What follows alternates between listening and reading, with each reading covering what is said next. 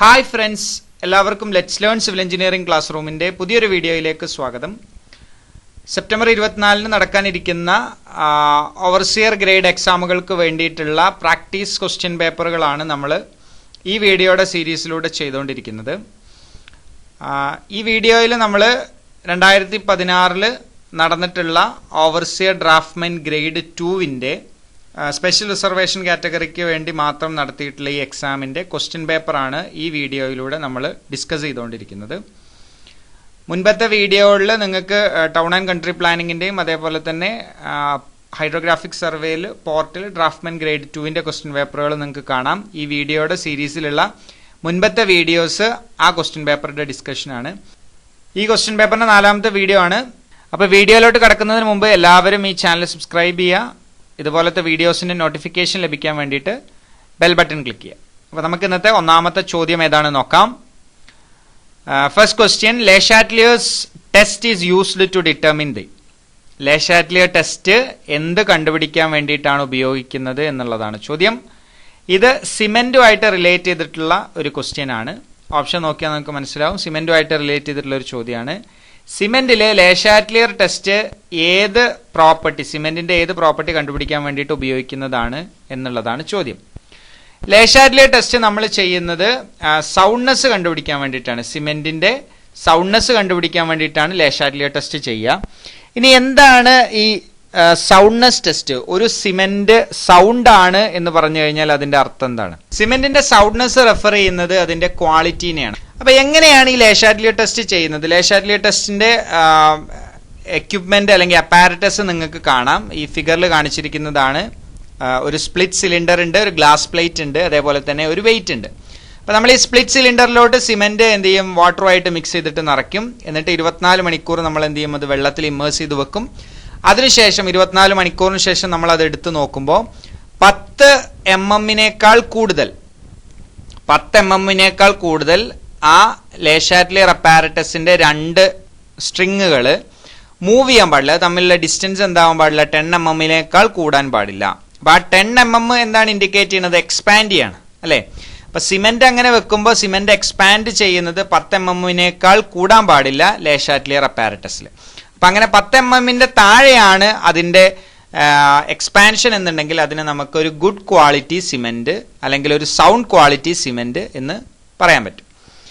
ഇനി നമ്മൾ ഈ Le Chatelier അപ്പാരറ്റസിലൂടെ കണ്ടുപിടിക്കുന്നത് സിമെന്റിലുള്ള ലൈമിന്റെ പ്രസൻസ് ആണ്. ലൈമിന്റെ പ്രസൻസ് കൂടിക്കഴിഞ്ഞാൽ എന്ത് ചെയ്യും? സിമെന്റ് കൂടുതലായിട്ട് എക്സ്പാൻഡ് ചെയ്യും. അപ്പൊ ലൈമിന്റെ പ്രസൻസ് ആണ് ശരിക്കും Le Chatelier ടെസ്റ്റിലൂടെ നമ്മൾ അല്ലെങ്കിൽ Le Chatelier അപ്പാരറ്റസിലൂടെ നമ്മൾ കണ്ടുപിടിക്കുന്നത്. എന്നാൽ സിമെന്റിൽ തന്നെ മഗ്നീഷ്യ കൂടുകയാണെന്നുണ്ടെങ്കിൽ അല്ലെങ്കിൽ സിമെന്റിലുള്ള മഗ്നീഷ്യയുടെ പ്രസൻസ് കണ്ടുപിടിക്കാൻ വേണ്ടി നമ്മൾ ഉപയോഗിക്കുന്ന ഇൻസ്ട്രുമെന്റ് ആണ് അല്ലെങ്കിൽ അപ്പാരറ്റസ് ആണ് ഓട്ടോക്ലേവ് അപ്പാരറ്റസ്. അപ്പോൾ ഓട്ടോക്ലേവ് അപ്പാരറ്റസിൽ മഗ്നീഷ്യയാണ് കണ്ടുപിടിക്കുന്നത്. Le Chatelier അപ്പാരറ്റസിലൂടെ നമ്മൾ ലൈമിന്റെ പ്രസൻസ് ആണ് കണ്ടുപിടിക്കുന്നത്. ഓക്കെ, ഇനി മറ്റ് ടെസ്റ്റുകൾ നോക്കുക. ഒന്ന് സെറ്റിംഗ് ടൈം ഓഫ് സിമെന്റ്. സിമെന്റിന് 2 ടൈപ്പ് സെറ്റിംഗ് ടൈം ഉണ്ട്.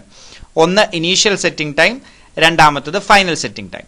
ഇനീഷ്യൽ സെറ്റിംഗ് ടൈം എന്ത് ചെയ്യണം? 30 മിനിറ്റിനേക്കാൾ കുറവാവാൻ പാടില്ല എന്നാണ് നമ്മൾ പറയുന്നത്. Not less than 30 minutes. 30 മിനിറ്റിനേക്കാൾ കുറവാവാൻ പാടില്ല setting time, initial setting time of cement. എന്തുകൊണ്ടാണ് അങ്ങനെ പറയാൻ കാരണം? സിമെന്റ് വെള്ളമായിട്ട് മിക്സ് ചെയ്ത് കഴിഞ്ഞാൽ 30 മിനിറ്റ് എങ്കിലും അത് സെറ്റ് ആവാതെ നിൽക്കണം. അങ്ങനെയാണെങ്കിൽ നമുക്കത് വർക്കബിൾ ആവുള്ളൂ. അതാണ് initial setting time. And final setting time എന്താണ്? ഫൈനൽ സെറ്റിംഗ് ടൈം എന്ന് പറഞ്ഞു കഴിഞ്ഞാൽ ഒരു സിമെന്റ് വെള്ളമായിട്ട് മിക്സ് ചെയ്തതിന് ശേഷം അതിന്റെ മോൾഡിൽ നിറയ്ക്കുമ്പോൾ needle with annular collar impression ഉണ്ടാക്കാൻ പാടില്ല. അതായത് ഒരു ആക്ച്വൽ സെറ്റിംഗ് ഓഫ് സിമെന്റിന്റെ ആക്ച്വൽ സെറ്റിംഗ് സ്റ്റാർട്ട് ചെയ്യുന്നത് ഒരു ഇംപ്രഷൻ ഉണ്ടാക്കാൻ പറ്റാത്ത രൂപത്തിൽ സിമെന്റ് സെറ്റ് ചെയ്യാൻ എടുക്കേണ്ട സമയത്തിനെയാണ് നമ്മൾ ഫൈനൽ സെറ്റിംഗ് ടൈം എന്ന് പറയാം. ഫൈനൽ സെറ്റിംഗ് ടൈം എത്രയാണ്? 10 hours ആണ്. ഒരു ഗുഡ് ക്വാളിറ്റി സിമെന്റ് തരേണ്ട ഫൈനൽ സെറ്റിംഗ് ടൈം എന്ന് പറയുന്നത് 10 hours ആണ്. ഇനി ഇതിനു വേണ്ടി ഉപയോഗിക്കുന്ന ഇൻസ്ട്രുമെന്റിന്റെ പേര് വിക്കറ്റ് അപ്പാരറ്റസ് എന്നാണ്. സെറ്റിംഗ് ടൈമിന് വേണ്ടി നമ്മൾ ഉപയോഗിക്കുന്ന അപ്പാരറ്റസിന്റെ പേര് വിക്കറ്റ് അപ്പാരറ്റസ് എന്നാണ്. ഇനി മൂന്നാമത്തെ നോക്കുക, ടെൻസൈൽ സ്ട്രെങ്ത് ഓഫ് സിമെന്റ്. ഒരു സിമെന്റിന്റെ ടെൻസൈൽ സ്ട്രെങ്ത് കണ്ടുപിടിക്കാൻ വേണ്ടിയിട്ട് നമ്മൾ ഉപയോഗിക്കുന്ന ആ മോൾഡിന്റെ പേര് ബ്രിക്കറ്റ് മോൾഡാണ്. ഒരു ബ്രിക്കറ്റ് ഷേപ്പിലാണ് എന്ത് ചെയ്യുക? ടെൻസൈൽ സ്ട്രെങ്ത് കണ്ടുപിടിക്കാൻ വേണ്ടിയിട്ട് നമ്മൾ മോൾഡ് ഉണ്ടാക്കുന്നത്. അതേപോലെ തന്നെ കംപ്രസീവ് സ്ട്രെങ്ത് ഓഫ് സിമെന്റിന്റെ കംപ്രസീവ് സ്ട്രെങ്ത് എന്ന് പറയുന്നത് നമുക്കറിയാം, ഒരു ക്യൂബ് ഫോം ചെയ്തതിന് ശേഷം കംപ്രസീവ് ടെസ്റ്റിംഗ് മെഷീനിൽ ടെസ്റ്റ് ചെയ്യാണ് ചെയ്യുന്നത്. ഇനി രണ്ടാമത്തെ ക്വസ്റ്റ്യൻ നോക്കാം. Basic purpose of retarder in concrete. കോൺക്രീറ്റിൽ റിട്ടാർഡർ എന്തിനാണ് ഉപയോഗിക്കുന്നത്? ആദ്യം ഈ റിട്ടാർഡർ എന്താണ് എന്ന് പറയാം. അതൊരു അഡ്മിക്സ്ചർ ആണ്.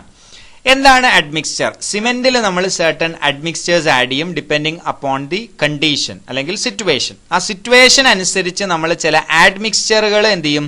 കോൺക്രീറ്റിലേക്ക് അല്ലെങ്കിൽ സിമെന്റിലേക്ക് ആഡ് ചെയ്ത് കൊടുക്കും. എന്തിനാണ് അഡ്മിക്സ്ചർ ആഡ് ചെയ്യുന്നത്? അഡ്മിക്സ്ചർ ആഡ് ചെയ്യാന്ന് പറഞ്ഞാൽ സിമെന്റിന് ചില പ്രോപ്പർട്ടികളുണ്ട്. ഇപ്പോൾ ഉദാഹരണത്തിന് നേരത്തെ നമ്മൾ പറഞ്ഞ സൗണ്ട്നെസ് പോലെ, അതല്ലെങ്കിൽ കംപ്രസീവ് സ്ട്രെങ്ത് പോലെ, ടെൻസൈൽ സ്ട്രെങ്ത് പോലെ ഒരുപാട് പ്രോപ്പർട്ടികൾ എന്തുണ്ട്?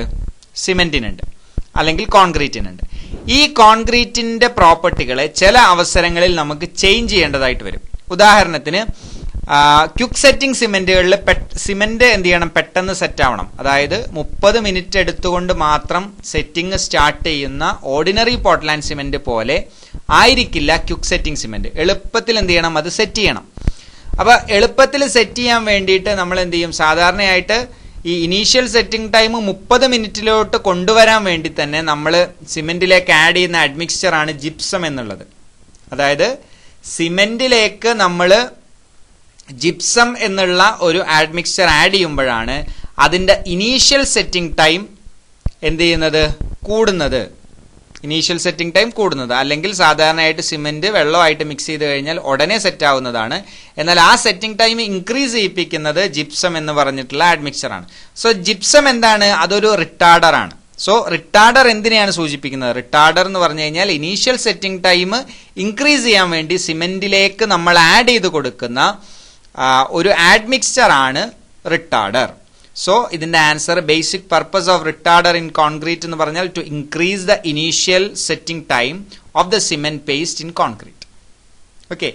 ഇനി ഇതേപോലെ തന്നെ നമ്മൾ ഉപയോഗിക്കുന്ന മറ്റു പല അഡ്മിക്സ്ചറുകളുണ്ട്. ആക്സിലറേറ്റേഴ്സ് ഉണ്ട്, എയറേറ്റേഴ്സ് ഉണ്ട്. അങ്ങനെ ഒരുപാട് അഡ്മിക്സ്ചറുകൾ നമ്മൾ എന്ത് ചെയ്യാറുണ്ട്? ഉപയോഗിക്കാറുണ്ട്. പെട്ടെന്ന് സെറ്റ് ആവാനും അല്ലെങ്കിൽ പതുക്കെ സെറ്റ് ആവാൻ വേണ്ടിയിട്ടും വർക്കബിലിറ്റി കൂടാൻ വേണ്ടിയിട്ടൊക്കെ നമ്മൾ എന്ത് ചെയ്യും? അഡ്മിക്സ്ചേഴ്സ് ആഡ് ചെയ്ത് കൊടുത്തുകൊണ്ടിരിക്കും. ഇനി മൂന്നാമത്തെ ക്വസ്റ്റ്യൻ നോക്കാം. Theodolite is an instrument used for. എന്തിനാണ് തിയോഡലൈറ്റ് ഉപയോഗിക്കുന്നത്? നമുക്കറിയാം തിയോഡലൈറ്റ് എന്ന് പറഞ്ഞ ഇൻസ്ട്രുമെന്റിന്റെ ബേസിക് ആയിട്ടുള്ള ഉപയോഗം ഹൊറിസോണ്ടൽ ആംഗിളും വെർട്ടിക്കൽ ആംഗിളും കണ്ടുപിടിക്കുക എന്നുള്ളതാണ്. സാധാരണയായിട്ട് സർവേയിങ്ങിന് ഉപയോഗിക്കുന്ന ഇൻസ്ട്രുമെന്റുകളിൽ ആംഗുലാർ മെഷർമെന്റുകൾ വളരെ പ്രിസൈസ് ആയിട്ട് എടുക്കാൻ പറ്റുന്ന ഒരു ഇൻസ്ട്രുമെന്റ് ആണ് തിയോഡലൈറ്റ്. തിയോഡലൈറ്റിൽ നമുക്ക് ഹൊറിസോണ്ടൽ ആംഗിളും വെർട്ടിക്കൽ ആംഗിളും കണ്ടുപിടിക്കാം. ആ ഹൊറിസോണ്ടൽ ആംഗിളും വെർട്ടിക്കൽ ആംഗിളും കണ്ടുപിടിച്ചതിന് ശേഷം ട്രിഗണോമെട്രിക് ലെവലിംഗ് ഉപയോഗിച്ചുകൊണ്ട് ഒരു ഡിസ്റ്റൻസോ അല്ലെങ്കിൽ ഒരു ഹൈറ്റോ ഒരു പോയിന്റിന്റെ എലിവേഷനോ ഒക്കെ നമുക്ക് കണ്ടുപിടിക്കാൻ സാധിക്കും. തിയോഡലൈറ്റ് എന്ന് പറഞ്ഞ ഇൻസ്ട്രുമെന്റ് ഉപയോഗിക്കുന്നത് in order to measure both horizontal and vertical angles. ഇനി ഇതേപോലെ തന്നെ ടാക്കിയോമീറ്റർ എന്ന് പറഞ്ഞൊരു ഇൻസ്ട്രുമെന്റ് ഉണ്ട്. ടാക്കിയോമീറ്റർ നമ്മൾ എന്താണ്? തിയോഡലൈറ്റ് പോലെ തന്നെയാണ് കാണാൻ, എന്നാൽ അതിൽ നിന്നുണ്ടാവും സ്റ്റേഡിയ ഹെയർസ് ഫിക്സ് ചെയ്തിട്ടുണ്ടാവും. അപ്പൊ എന്തിനാണ് ടാക്കിയോമീറ്റർ ഉപയോഗിക്കുന്നത് എന്ന് ചോദിച്ചു കഴിഞ്ഞാൽ it is horizontal and vertical distance ആണ്. ശരിക്കും ശ്രദ്ധിക്കുക. Theodolite horizontal and vertical angle ആണ്. Tacheometer horizontal and vertical distance ആണ്. ഓക്കെ. ഇനി നാലാമത്തെ ക്വസ്റ്റ്യൻ നോക്കാം. The process of turning the telescope about the vertical axis in horizontal plane is called as. സ്ഥിരമായിട്ട് സർവേയിൽ നിന്ന് ചോദിക്കുന്ന ഒരു ചോദ്യമാണിത്. എല്ലാ ക്വസ്റ്റ്യൻ പേപ്പറിലും ഈ ചോദ്യം ഉണ്ടാവും. ഒരു രൂപത്തിൽ അല്ലെങ്കിൽ മറ്റൊരു രൂപത്തിൽ ഈ ക്വസ്റ്റ്യൻ സ്ഥിരമായിട്ട് ചോദിക്കാറുണ്ട്. എന്താണ് ചോദിച്ചിട്ടുള്ളത്? The process of turning the telescope about vertical axis in horizontal plain. ഒരു തിയോഡലൈറ്റിനെ അതിന്റെ വെർട്ടിക്കൽ ആക്സിസിൽ നമ്മൾ റൊട്ടേറ്റ് ചെയ്ത് കഴിഞ്ഞാൽ ആ പ്രോസസ്സിന് നമ്മൾ വിളിക്കുന്ന പേരെന്താണ് എന്നുള്ളതാണ്. അപ്പൊ നമ്മൾ ഈ എങ്ങനെയാണ് റൊട്ടേറ്റ് ചെയ്യുന്നത് എന്ന് പറയുന്നതിന് മുമ്പ് തിയോഡലൈറ്റിന് ചില ബേസിക് ആയിട്ടുള്ള ആക്സിസുകളുണ്ട്. നമ്മൾ മെയിൻ ആയിട്ട് പഠിച്ചിരിക്കേണ്ട, വളരെ നിർബന്ധമായിട്ട് പഠിച്ചിരിക്കേണ്ട രണ്ട് ആക്സിസുകളാണ്. ഒന്ന് ഹൊറിസോണ്ടൽ ആക്സിസും വെർട്ടിക്കൽ ആക്സിസും. ഹൊറിസോണ്ടൽ ആക്സിസ് എന്ന് പറഞ്ഞു കഴിഞ്ഞാൽ ടെലിസ്കോപ്പ് റൊട്ടേറ്റ് ചെയ്യുന്ന ആക്സിസിനെ ആണ് നമ്മൾ ഹൊറിസോണ്ടൽ ആക്സിസ് എന്ന് പറയാം. ഇതാണ് ടെലിസ്കോപ്പ്. ഈ ടെലിസ്കോപ്പ് റൊട്ടേറ്റ് ചെയ്യാൻ വേണ്ടിയിട്ട് ഇവിടെ എന്തുണ്ട്? ഒരു ആക്സിസ് ഉണ്ട്.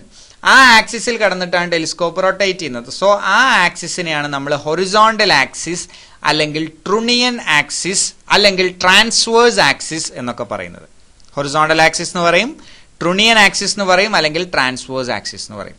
അതിലാണ് ടെലിസ്കോപ്പ് എന്ത് ചെയ്യുന്നുണ്ടാവുക, റൊട്ടേറ്റ് ചെയ്യുന്നുണ്ടാവുക. അപ്പൊ നമുക്കറിയാം ടെലിസ്കോപ്പ് ഹൊറിസോണ്ടൽ ആയിട്ടുള്ള ഒരു ആക്സിസിൽ റൊട്ടേറ്റ് ചെയ്താൽ അവിടെ ഫോം ചെയ്യുന്ന പ്ലെയിൻ എന്ന് പറയുന്നത് വെർട്ടിക്കൽ പ്ലെയിൻ ആണ്. അപ്പോൾ ഹൊറിസോണ്ടൽ ആക്സിസിൽ റൊട്ടേറ്റ് ചെയ്യുമ്പോൾ വെർട്ടിക്കൽ പ്ലെയിൻ ഫോം ചെയ്യുകയും ആ ഹൊറിസോണ്ടൽ ആക്സിസിൽ റൊട്ടേറ്റ് ചെയ്യുന്ന ടെലിസ്കോപ്പിന്റെ ആ പ്രോസസ്സിനെ നമ്മൾ വിളിക്കുന്ന പേര് ട്രാൻസിറ്റിംഗ് അല്ലെങ്കിൽ റിവേഴ്സിംഗ് അല്ലെങ്കിൽ പ്ലഞ്ചിങ് എന്നാണ്. എന്നാൽ ഇവിടെ ചോദിച്ചിട്ടുള്ളത് ഹൊറിസോണ്ടൽ ആക്സിസിൽ റൊട്ടേറ്റ് ചെയ്യുക എന്നല്ല, മറിച്ച് വെർട്ടിക്കൽ ആക്സിസിൽ റൊട്ടേറ്റ് ചെയ്യുക എന്നാണ്. അപ്പൊ വെർട്ടിക്കൽ ആക്സിസ് ഏതാണ്? ടെലിസ്കോപ്പ് അതല്ലെങ്കിൽ തിയോഡലൈറ്റ് റൊട്ടേറ്റ് ചെയ്യുന്ന വെർട്ടിക്കൽ ആക്സിസ് എന്ന് പറഞ്ഞു കഴിഞ്ഞാൽ ഇങ്ങനെ ഒരു ആക്സിസ് ആണ്. ഇങ്ങനെ ആയിരിക്കും ആ ആക്സിസ് ഉണ്ടാവുക. ആ ആക്സിസ് നമ്മൾ ഒരു പ്ലംബോവ് ഇൻസ്ട്രുമെന്റിന്റെ സെന്ററിൽ നിന്ന് താഴത്തേക്ക് ഇടുമ്പോൾ കിട്ടുന്ന ആ ആക്സിസ് ആണ് എന്ത്, വെർട്ടിക്കൽ ആക്സിസ്. അപ്പൊ വെർട്ടിക്കൽ ആക്സിസിൽ ഒരു തിയോഡലൈറ്റ് റൊട്ടേറ്റ് ചെയ്താൽ അവിടെ ഫോം ചെയ്യുന്ന പ്ലെയിൻ എന്ന് പറയുന്നത് ഹൊറിസോണ്ടൽ പ്ലെയിൻ ആണ്. ഈ ഹൊറിസോണ്ടൽ പ്ലെയിൻ ഇവിടെ ചോദിച്ചിരിക്കുന്ന ചോദ്യം അത് തന്നെയാണ്. വെർട്ടിക്കൽ ആക്സിസിൽ ഹൊറിസോണ്ടൽ പ്ലെയിനിൽ ടെലിസ്കോപ്പിനെ റൊട്ടേറ്റ് ചെയ്താൽ അതിന് പറയുന്ന പേര് സ്വിംഗിങ് എന്നാണ്. അപ്പൊ ഇതിന്റെ ആൻസർ എന്ന് പറയുന്നത് ഓപ്ഷൻ ഡി ആണ്, സ്വിംഗിങ്. അപ്പൊ സ്വിംഗിങ് എന്ന് പറഞ്ഞാൽ വെർട്ടിക്കൽ ആക്സിസിൽ റൊട്ടേറ്റ് ചെയ്യുന്നതിനെ സ്വിംഗിങ് എന്ന് പറയും, ഹൊറിസോണ്ടൽ ആക്സിസിൽ റൊട്ടേറ്റ് ചെയ്യുന്നതിനെ റിവേഴ്സിംഗ് അല്ലെങ്കിൽ പ്ലഞ്ചിങ് അല്ലെങ്കിൽ ട്രാൻസിറ്റിംഗ് എന്ന് പറയും. ഇനി സ്വിംഗിങ് രണ്ട് രൂപത്തിലുണ്ട്, റൈറ്റ് സ്വിംഗും ഉണ്ട്, ലെഫ്റ്റ് സ്വിംഗും ഉണ്ട്. ക്ലോക്ക് വൈസ് ഡയറക്ഷനിലാണ് നമ്മൾ ഇൻസ്ട്രുമെന്റിനെ റൊട്ടേറ്റ് ചെയ്യുന്നത് എന്നുണ്ടെങ്കിൽ അതിനെ നമ്മൾ റൈറ്റ് സ്വിംഗ് എന്ന് പറയും. ആന്റി ക്ലോക്ക് വൈസ് ഡയറക്ഷനിലാണെങ്കിൽ അതിനെ ലെഫ്റ്റ് സ്വിംഗ് എന്ന് പറയും. അഞ്ചാമത്തെ ക്വസ്റ്റ്യൻ നോക്കുക. Scale on which 3 dimensions can be measured is called as.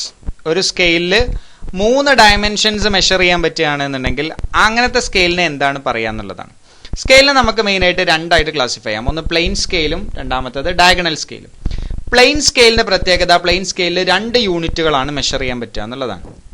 ഒരു സെന്റിമീറ്റർ ആൻഡ് മില്ലിമീറ്റർ. ഒരു സ്കെയിൽ എടുക്കുകയാണെങ്കിൽ സെന്റിമീറ്ററും മില്ലിമീറ്ററും റീഡ് ചെയ്യാൻ പറ്റുന്നതിനെ നമുക്ക് ഒരു പ്ലെയിൻ സ്കെയിൽ എന്ന് പറയാം. അപ്പൊ അതിലെ വാല്യൂസ് വരുന്നത് 2.3, 5.2, 6.9 എന്നൊക്കെ ആയിരിക്കും അതിന്റെ വാല്യൂ വരിക. ഇറ്റ് മേ ബി സെന്റിമീറ്ററും മില്ലിമീറ്ററും ആവാം, അല്ലെങ്കിൽ ഡെസിമീറ്ററും സെന്റിമീറ്ററും ആവാം, അല്ലെങ്കിൽ മീറ്ററും ഡെസിമീറ്ററും ആവാം, അങ്ങനെയൊക്കെ വരാം.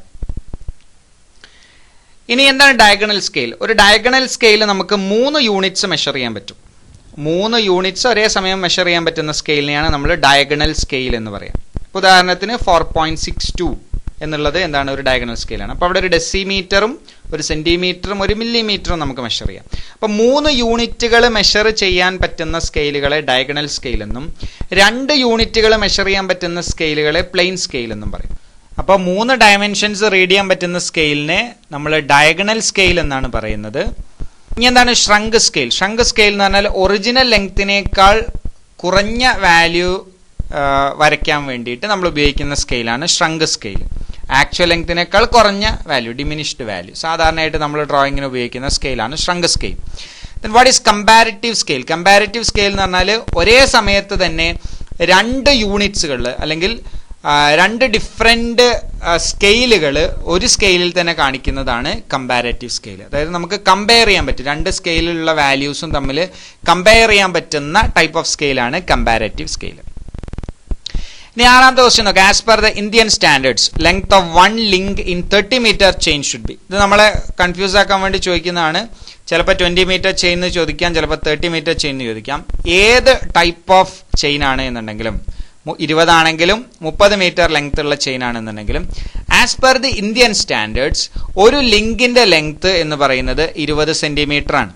ഓക്കെ, സോ അതുകൊണ്ട് തന്നെ 30 മീറ്ററിന്റെ ചെയിനിൽ 150 ലിങ്കുകളും 20 മീറ്ററിന്റെ ചെയിനിൽ 100 ലിങ്കുകളുമാണ് ഉണ്ടാവുക.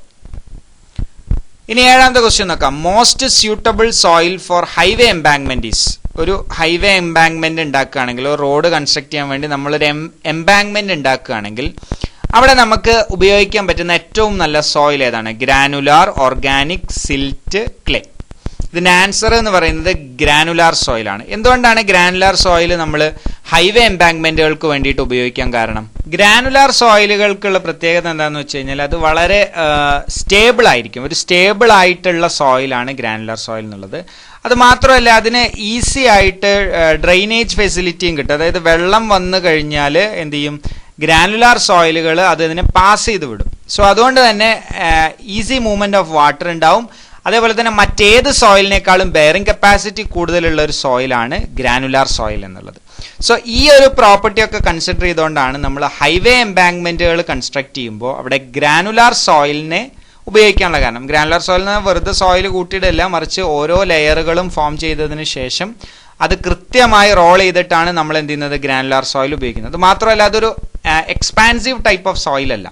പെട്ടെന്ന് വെള്ളം വന്നു കഴിഞ്ഞാൽ എക്സ്പാൻഡ് ചെയ്യുകയോ അല്ലെങ്കിൽ വെള്ളം പോയി കഴിഞ്ഞാൽ ഡിമിനിഷ് ചെയ്ത് പോവുകയോ ചെയ്യുന്ന ഒരു ടൈപ്പ് ഓഫ് സോയിൽ അല്ല ഗ്രാനുലാർ സോയിൽ എന്നുള്ളത്.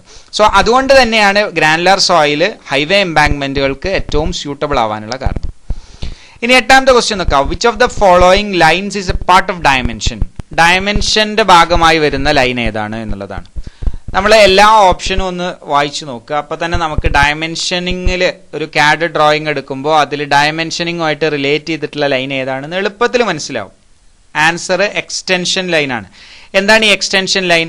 നമ്മളൊരു ഇമേജ് ഡയമെൻഷൻ ചെയ്യുന്ന സമയത്ത് ആ ഇമേജിന്റെ മുകളിലായിക്കൊണ്ടല്ല എന്ത് ചെയ്യുന്നത്, നമ്മൾ ഡയമെൻഷൻ ചെയ്യുക. കുറച്ചിങ്ങോട്ട് മാറിയിട്ട് അതിനെ റൈറ്റ് ഡയറക്ഷനിലോട്ട് മാറ്റി നിർത്തിയിട്ടാണ് എന്ത് ചെയ്യുന്നത്, ഒരു പാർട്ടിന്റെ നീളോ അല്ലെങ്കിൽ ഒരു ലെങ്ത്തിന്റെ ഡയമെൻഷനൊക്കെ നമ്മൾ കാണിക്കുന്നത്. അപ്പൊ അങ്ങനെ മാറ്റി കാണിക്കാൻ വേണ്ടിയിട്ട് നമ്മൾ ആ എക്സ്റ്റെൻഡ് ചെയ്യുന്ന ലൈനിനെയാണ് എക്സ്റ്റൻഷൻ ലൈൻ എന്ന് പറയുക. അപ്പൊ എക്സ്റ്റൻഷൻ ലൈൻ എവിടെയാണ് ഉപയോഗിക്കുന്നത്? ഡയമെൻഷൻ കൊടുക്കുന്ന സമയത്താണ് എക്സ്റ്റൻഷൻ ലൈൻസ് എന്ത് ചെയ്യുക, നമ്മൾ ഉപയോഗിക്കുക. ഇനി മറ്റുള്ള ലൈൻസ് ഏതൊക്കെയാണെന്നൊക്കെ ഒന്ന് ഫാൻറ്റം ലൈൻസ്. ഫാൻറ്റം ലൈൻസ് എന്ന് പറഞ്ഞു കഴിഞ്ഞാൽ നമ്മളൊരു മെഷീൻ പാർട്ടിന്റെ CAD ഡ്രോയിങ് വരയ്ക്കുകയാണെന്നുണ്ടെങ്കിൽ ആ മെഷീൻ പാർട്ടിന്റെ മൂവ്മെന്റിനെ റെപ്രസെന്റ് ചെയ്യാൻ വേണ്ടിയിട്ട് നമ്മൾ എന്ത് ചെയ്യും, ഒരു ലൈന് വരയ്ക്കും. അങ്ങനത്തെ ലൈനിനെയാണ് നമ്മൾ ഫാൻറ്റം ലൈൻസ് എന്ന് പറയുക. ഇനി what is breaking lines? Breaking lines നമുക്കറിയാം, ഒരു വളരെ ലെങ്ത് കൂടിയ റോഡ് ഉണ്ടെന്ന് വിചാരിക്കുക. ആ റോഡിനെ നമുക്ക് എന്ത് ചെയ്യണം, ഡയമെൻഷൻ ചെയ്യണം. പക്ഷെ നമ്മുടെ ഡ്രോയിങ്ങിൽ എന്ത് ചെയ്യാൻ പറ്റില്ല, അത്രയും മുഴുവനായിട്ട് ആ ലെങ്ത് നമുക്ക് കാണിക്കാൻ പറ്റില്ല. അപ്പൊ അതിന് പകരം നമ്മൾ എന്ത് ചെയ്യും, അവിടെ ഒരു ബ്രേക്ക് കൊടുക്കും. ആ ലൈനിനെ ബ്രേക്ക് ചെയ്യും. കാരണം എന്താണ്, അത് എക്സ്റ്റെൻഡ് ചെയ്ത് പോകുന്നുണ്ട് അല്ലെങ്കിൽ അവിടെയും എക്സ്റ്റെൻഡ് ചെയ്തുകൊണ്ടിരിക്കുകയാണ് എന്ന് കാണിക്കാൻ വേണ്ടി നമ്മൾ എന്ത് ചെയ്യും, ആ ലൈനിനെ ബ്രേക്ക് ചെയ്ത് കാണിക്കും. അങ്ങനത്തെ ലൈനിനെയാണ് ബ്രേക്ക് ലൈൻസ് അല്ലെങ്കിൽ ബ്രേക്കിംഗ് ലൈൻസ് എന്ന് പറയാം. ഇനി what is cutting plain lines? Cutting plain lines എന്ന് പറഞ്ഞു കഴിഞ്ഞാൽ ഒരു പ്ലെയിന്, ഒരു കോണ്, ഒരു സിലിണ്ടർ ഒക്കെ നമ്മൾ കട്ട് ചെയ്യാൻ വേണ്ടിയിട്ട് ആ കട്ടിങ്ങിനെ കാണിക്കുന്ന അല്ലെങ്കിൽ ആ കട്ടിംഗ് പ്ലെയിനിനെ കാണിക്കുന്ന ലൈനിനെയാണ് നമ്മൾ കട്ടിംഗ് പ്ലെയിൻ ലൈൻ എന്ന് പറയുന്നത്. അപ്പോൾ ഡയമെൻഷനിങ്ങിന് വേണ്ടി ഉപയോഗിക്കുന്ന ലൈന് എക്സ്റ്റൻഷൻ ലൈൻ ആണ്, അല്ലെങ്കിൽ ഡയമെൻഷനിങ്ങിൽ പാർട്ടായിട്ടുള്ള ലൈൻ എക്സ്റ്റൻഷൻ ലൈൻ ആണ്. ഇനി ഒമ്പതാമത്തെ ക്വസ്റ്റ്യൻ നോക്കാം. If the sum of all forces acting on A body zero, mechanics എന്നുള്ള ക്വസ്റ്റ്യൻ ആണ്. ഒരു ബോഡിയിൽ ആക്ട് ചെയ്യുന്ന എല്ലാ ഫോഴ്സുകളുടെയും കൂടെ സമ്മ് സീറോ ആണ്. Then the body may be in equilibrium provided the forces are.